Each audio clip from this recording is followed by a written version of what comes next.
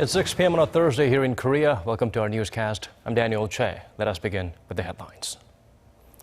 President Park Geun-hye sat down with her Mongolian counterpart who visited Korea, and they inked MOUs on construction and urban development and agreed to increase flights between the two nations to expand people-to-people exchanges. South Korean lawmakers managed to pass over 100 non-contentious bills today, but they failed to agree on some key contentious bills, which were scrapped along with about 10,000 other bills, ensuring the label vegetative will stick to the outgoing 19th National Assembly. Egyptair flight MS-804 headed for Cairo from Paris vanishes. The plane had 66 people on board, and there is no evidence of any foul play as of now. The Egyptian and French government both carry out investigations into the matter.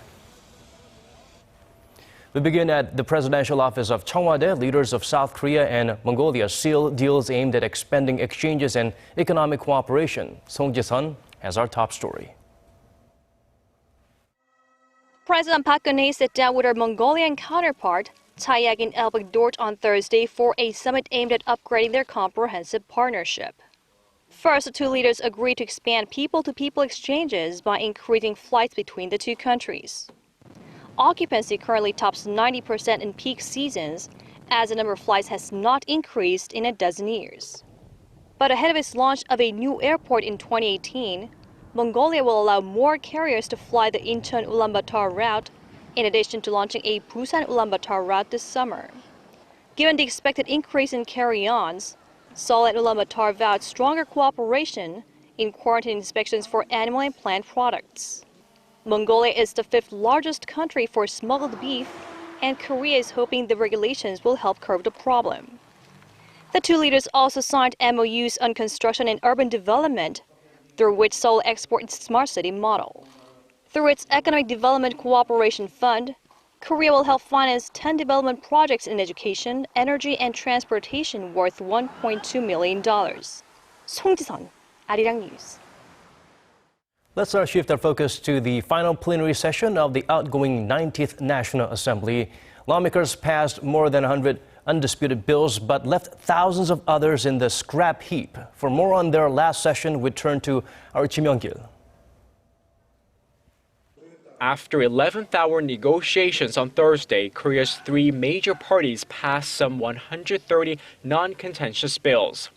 Several government-backed bills, such as the 4 labor reform bills and a bill to promote Korea's service industry, did not reach the floor due to the opposition's dissent. The opposition parties had been asking for revisions to a special law that would extend an investigation into the 2014 Seoul ferry disaster, but failed to reach an agreement with the ruling party. On top of that, around 10,000 other bills have been scrapped as they failed to receive final parliamentary approval. Therefore, the outgoing 19th National Assembly has the dubious honor of being dubbed a vegetative legislature by critics who point out that it passed a record-low number of bills. Meanwhile, the floor leaders and the deputy floor leaders of the three leading parties met to discuss how to fill the 18 parliamentary committees, as well as how to divvy up the speaker positions. The main opposition Minju Party of Korea insists one of its lawmakers be named speaker since it now has the most seats. If that happens, the ruling Saenuri Party, which has one fewer seat, wants the right to chair the powerful Legislation and Judiciary Committee. The minor opposition People's Party, which won more than 30 seats in last month's election, is siding with the Minju Party on the speaker post and is vying to take one of the 2 co-vice speaker positions. Kim Young-gil, Arirang News. Let's look at the positive side of Thursday's National Assembly session. More than 100 bills were passed, and we turn to our Park Ji-won, who gives us a detail on some of the bills that were passed that could have a positive impact on people's lives here in South Korea. Among the numerous bills that were passed on Thursday at the National Assembly, the most attention-grabbing one was a medical law amendment, also dubbed the Shinhaecheo Act, named after the singer of the same name, who died suddenly after a controversial stomach surgery back in 2014. The revision makes it easier for victims of medical malpractice to seek remedies, as it allows victims to request mediation without the consent of involved doctors. Another medical-related revision that passed the legislative bar is the law strictly prohibiting the reuse of disposable medical equipment, such as syringes. If a medical professional is confirmed to violate this law, his or her license could be revoked. A revision on the Military Criminal Act was also passed. Soldiers who assault or threat fellow soldiers will face criminal charges unconditionally. Prior to this revision, soldiers found guilty of assault had the chance of avoiding punishments if their victims wouldn't press charges. A revision in the Resident Registration Number Act now allows people to change their registration numbers starting next May. The law aims at protecting the life or property of individuals whose registration number has been exposed and used or is at risk of being used illicitly. Strengthened protection will also be provided for child abuse witnesses by a revision of the Child Abuse Crimes Act. Also, those who are found to discriminate against the child abuse whistleblowers could also be subject to criminal charges. This revision in particular comes at a timely moment as severe horrendous child abuse cases at child care centers have made national headlines and sparked public outrage in recent years. 박지원, Arirang News. U.S. Forces Korea has started relocating its main base from Seoul to Camp Humphreys in Pyeongtaek, Gyeonggi-do Province, 70 kilometers southeast of the capital. South Korea's defense ministry said Thursday that nearly 90% of construction on the new base is complete. The U.S. has so far moved a military police battalion and a communications company to Pyeongtaek. The entire 28,000-strong 8th Army, which holds the command for USFK, will move down in the first half of next year. There has been multiple gas explosion reported at a U.S. military base in Chilgok, some 300 kilometers southeast of Seoul. According to local firefighters, the incident took place inside Camp Carroll, Gyeongsangbuk-do Province at 2:30 p.m. The blaze was extinguished in about 30 minutes. No injuries have been reported, but debris from the explosion hit surrounding buildings inside the base. Authorities say there were 90 separate explosions. They say the incident appeared to be the result of an oxygen tank explosion, but are still investigating the exact cause of that incident. It's been 5 hours since Egyptair flight MS-804 went missing. We now turn to Hwang Ho-jun, who is standing by to give us some updates. Ho-jun, can you tell us what we know so far? Well, Daniel, the latest coming from AFP right now is that Egyptair flight MS-804, which was on its way to Cairo from Paris, crashed on the Greek island of Karpathos. The Egyptian and Greek governments have deployed search and rescue teams to the area where the aircraft disappeared from the radar. And according to CNN, an airline official said that a distress signal was actually detected in the vicinity of that very area 2 hours after the plane vanished. The plane was about 16 kilometers into Egyptian airspace at an altitude of 11 kilometers when it vanished from the radar around 2:30 a.m. Cairo time, with about 45 minutes before its expected arrival time of 3:15 a.m. As of now, the number of people who were on board stands at 66, with 56 of them being passengers, 7 crew members, and 3 security officials. All right, Ho-jun, so were there any Koreans on board? The Korean Ministry of Foreign Affairs confirmed that no Korean nationals were on board, Daniel. According to the airline, the majority of passengers were Egyptians. There were also 15 French nationals, as well as passengers from other nationalities, such as the UK, Belgium, Kuwait, Saudi Arabia, and Canada. Also, there's no evidence of any foul play at this time, as there were no reports from the cabin crew before the plane vanished. The Vice President of Egyptair, Ahmed Adel, also said that there was no suspicious cargo on the flight. Adel also confirmed that the plane's captain had over 6,000 flying hours and that the routine maintenance checks on the plane were completed before the aircraft arrived in Paris on Wednesday. That's all I have for now. Daniel. All right, Ho-jun, thank you for those updates. Moving on, the Korean government and the central bank sat down together for their second meeting on ways to support state banks that will have to make up for losses incurred from corporate restructuring. Hwang Jie updates us on the options under consideration. directly injecting cash into state banks and indirectly supporting them by setting up a fund. Both options were reviewed on Thursday as a task force involving the Finance Ministry, the Bank of Korea, and other related agencies looked for ways to expand the capital base of state banks. We also discussed specific ways of managing the fund, such as which institute would run the fund and how the capital would be claimed back. The task force emphasized that although the financial health of the state banks are not in conditions bad enough to cause imminent problems, expansion of capital is necessary to preempt future instability that could be triggered in the process of corporate restructuring. Experts say this indicates the government is moving to prevent bigger losses. Loss sharing is the key issue of corporate restructuring. Restructuring of General Motors ended up involving state money, in other words, taxes. And that's because the negative impact on the overall economy of that company going bankrupt would have been too huge.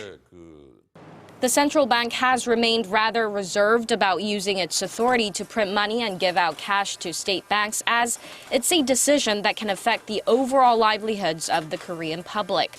But the government has been adding pressure on the central bank to do so, as using the state budget would take longer due to the parliamentary approval process. While the question lingers on whether there is enough social consensus about pouring cash into the ailing shipbuilding and shipping industries, the policymakers did make clear that the principle of corporate restructuring is still minimizing the burden on the public. And the task force is planning to lay out clear measures to expand capital for state banks by the end of next month and continuously hold meetings. 황지혜, Arirang News. We now turn our sights to Korea's shipbuilding industry. As the government wrestles with restructuring, the local community surrounding shipbuilders struggles to stay afloat while trying to pick up the pieces in the face of a harsh reality. Our Shin Se-min travels to Geoje to take a closer look at the drastic twist of fate for the once seemingly invincible industry with the first installment of our two-part series. It used to be a city, proud to be called the home of leading shipbuilders, but now it's slowly losing its vibrance.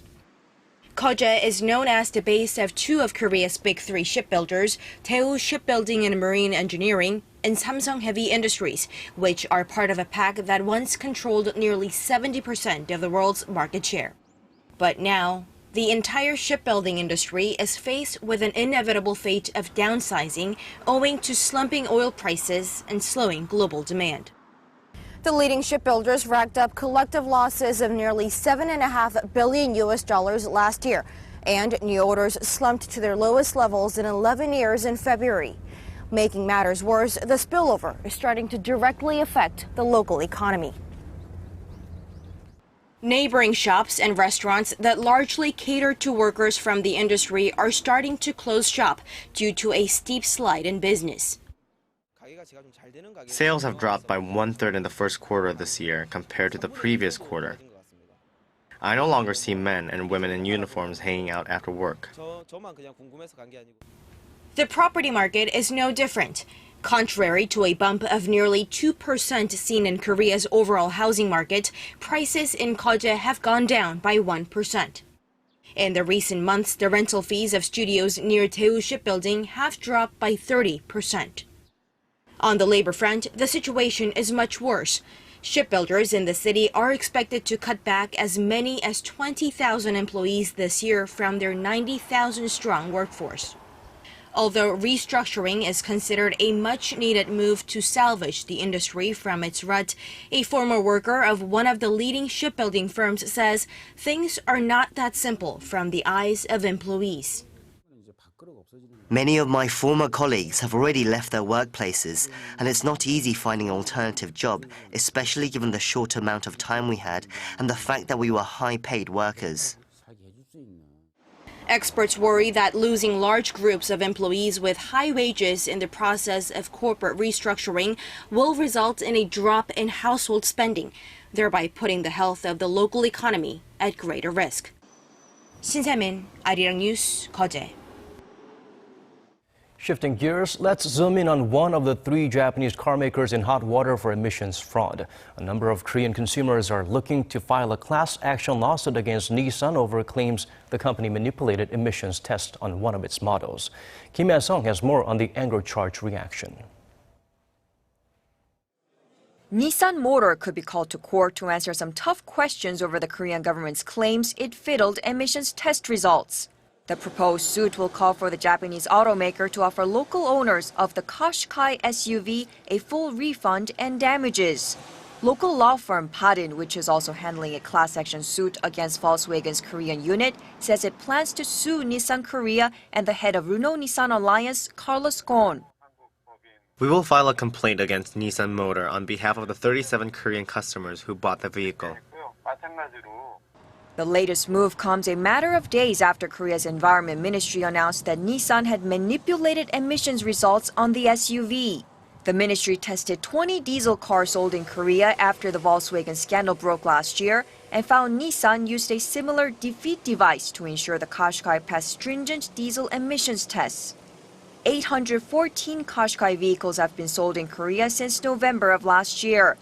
Nissan continues to deny any wrongdoing. The auto giant said it has not and does not employ illegal defeat or cheat devices in any of its cars. 2 other Japanese automakers, Mitsubishi Motors and Suzuki Motor, are also caught up in fuel testing scandals, and on Wednesday, the Mitsubishi president resigned to take responsibility for his company's actions, while Suzuki apologized for the improper testing but denied falsifying mileage data. Korean consumers are unlikely to be affected as none of the Mitsubishi or Suzuki models in question are sold in Korea. Kim Ha-sung, Arirang News. We are feeling the early sizzle of summer here in Korea. Clear blue skies across the country with the mercury soaring to unusually high levels yet again. Seoul experienced a 32 degrees Celsius scorcher, the highest so far this year. Earlier today at 11 a.m., a heatwave advisory was issued in northern Gyeonggi-do province. Other regions were heated up with temperatures nationwide hovering at around 30. The heat wave was also accompanied by an ozone level advisory classified as bad, and because of the big gap in morning and afternoon temperatures, people are advised to take extra care of their health. The unseasonably hot conditions are forecast to continue through the weekend.